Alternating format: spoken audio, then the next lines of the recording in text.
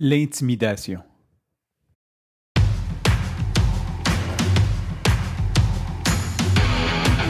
Il aime le code. Il faut que la communication soit codée, mais de façon claire et transparente. La rigidité, c'est pas pour lui. Mon nom est Francis Parent-Valquette et vous écoutez le Sandro Show. Mais le plus important, c'est qu'il est bélier. Ça y est, c'est aujourd'hui que ça se passe. Avant d'avoir les enfants, tu sais, on a plusieurs craintes et on entend beaucoup de personnes qui vont dire « Ah, moi, je veux pas avoir d'enfant par crainte de pas arriver à le nourrir ou par crainte de le mettre dans un mauvais monde ou as-tu vu comment que le monde est rendu fou? » Il y a souvent plusieurs réflexions comme ça. Bon, plusieurs sont fondées, d'autres, ça part de nos croyances personnelles. Et moi, une des choses qui me faisait très, très peur d'avoir des enfants, en fait, c'était pas un deal breaker à ne pas en avoir, mais quelque chose que je redoutais, c'était l'intimidation. J'ai moi-même été victime d'intimidation quand j'étais jeune, solide, là, tu sais, sincèrement, là, solide.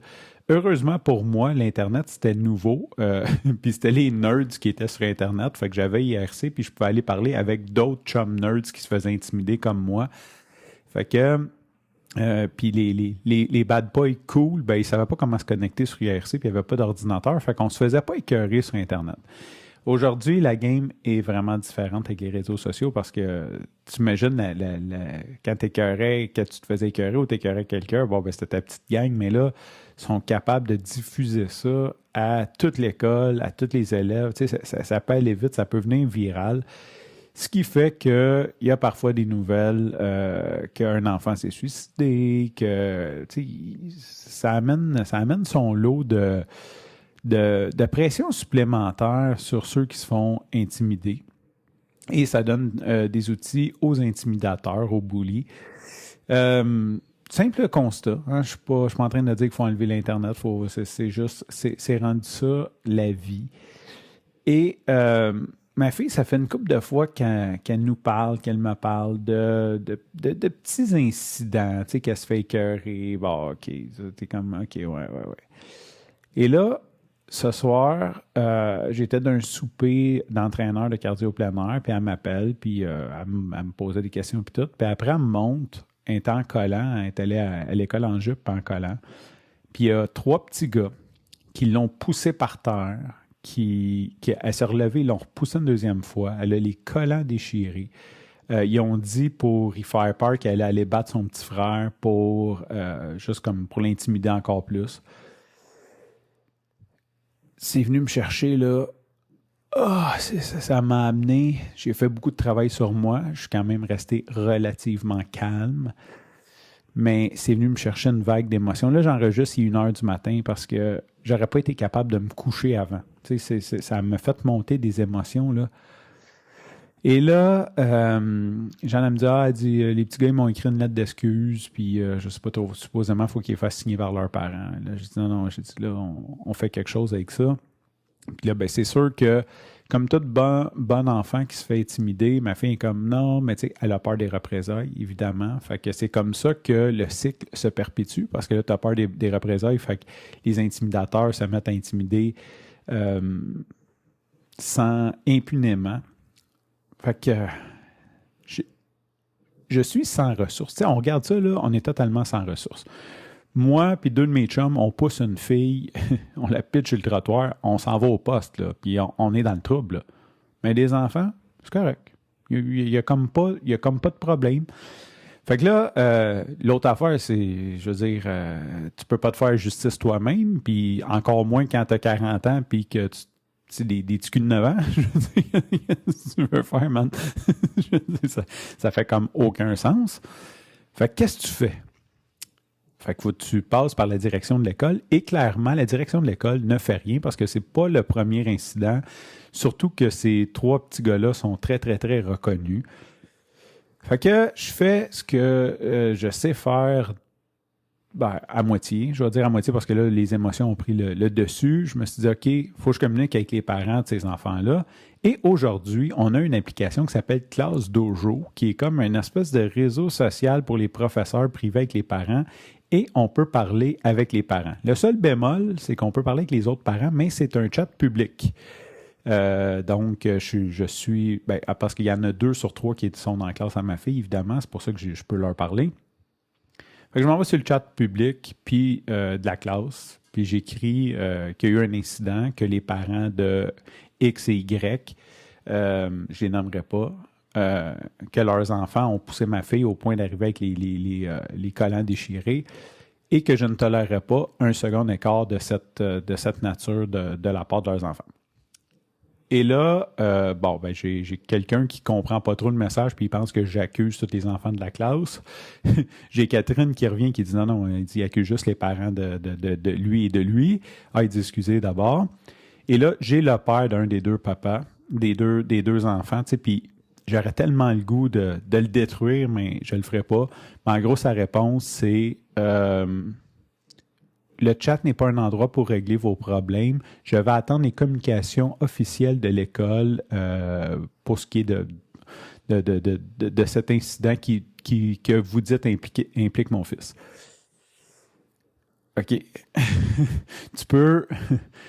Quand le petit gars, il dit à ta fille que les femmes valent rien, puis que ton père répond ça sur le chat, tu sais, il me semble, là, je sais pas, là, il y a un papa qui me dit...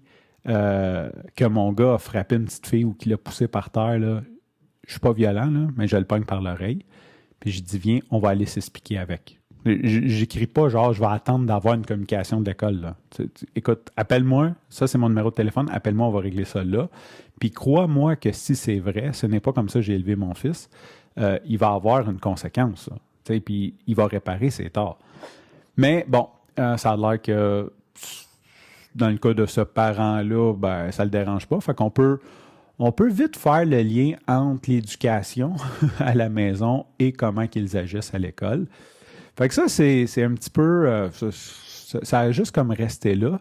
Mais là, il y a une de ces madames qui, elle, probablement, je l'ai dérangée quand elle écoutait Occupation Double, qui nous écrit genre...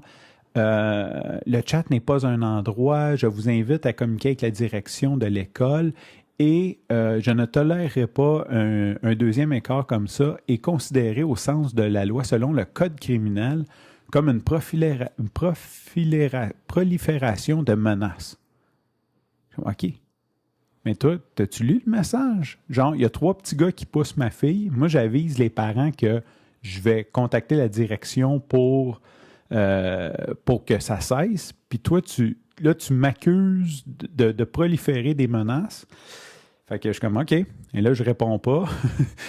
Catherine, elle prend le relais. Elle dit, attends un peu. Là. Elle dit, on n'a pas de moyen de communiquer. Tu sais. Fait que là, en tout cas, elle reste comme ça. Là, elle répond genre, oui, mais genre, vous apportez aucune valeur, cette dénonciation. Puis là, tu sais, une phase persévérante qui s'est faite déranger, puis ça se fait pas.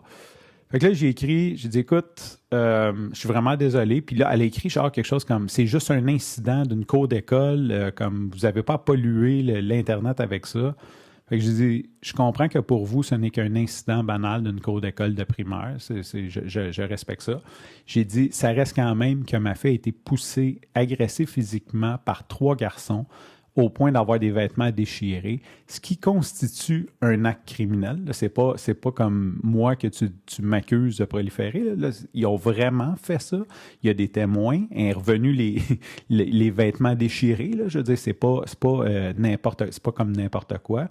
Fait que là, elle s'est comme un petit peu excusée, puis elle a dit « Ah ouais, mais tu sais, je voulais pas vraiment... Je ne banalisais pas, mais je vous demande d'utiliser un autre canal de communication. » Puis j'ai écrit « Écoute, j'ai dit, c'est parce que c'est le seul que j'ai, puis la direction font rien. Tu sais, la direction fait rien. » Fait que là, elle me répond genre « Ben, vous devriez porter plainte à CSDM. » Ben oui, je vais porter plainte à CSDM parce que le directeur d'école n'a pas appelé les parents de l'autre. En tout cas, longue histoire courte.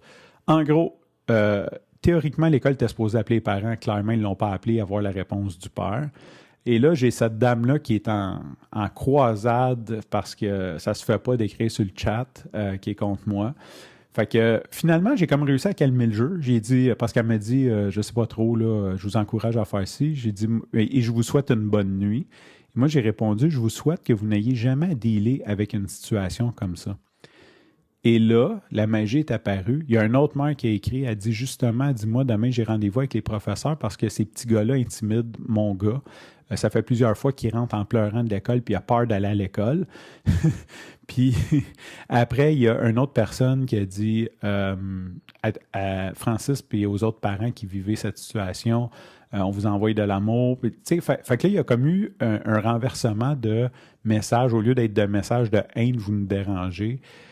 Ça m'a fait du bien. Ça m'a fait du bien là, de voir que les autres, puis je leur ai dit merci pour leur empathie, de voir qu'il n'y a pas juste des gens qui, tu sais, puis je peux pas croire, tu sais, j'ai plus de facilité à croire le père imbécile qui vit dans le déni puis qui à la limite doit élever son fils dans un environnement violent que l'autre qui se veut impliquer à dire genre comme tu me déranges sur mon chat qui a comme pas rapport. Tu sais, j'ai comme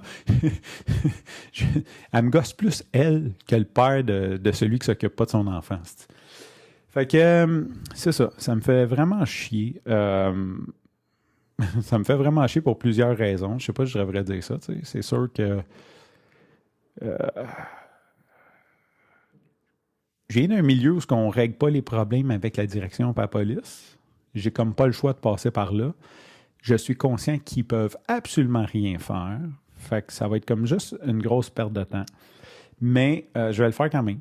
Je vais le faire quand même parce que je pense que si on les laisse impunément, c'est sûr qu'ils n'auront pas une grosse punition. Des enfants de 9 ans, ça n'a pas une grosse punition.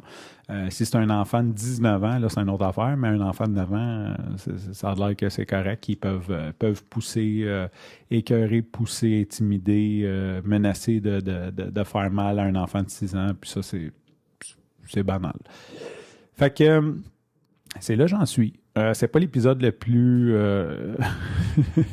plus positif que je vais avoir fait, mais c'est là j'en suis. Demain matin, je vais appeler la directrice, puis je vais le papa, en espérant, j'espère, parce que c'est un des 3 papas. Peut-être que les 2 autres, les papas vont être plus réceptifs, ou les mamans, peu importe, les parents vont être plus réceptifs que le papa de ce petit...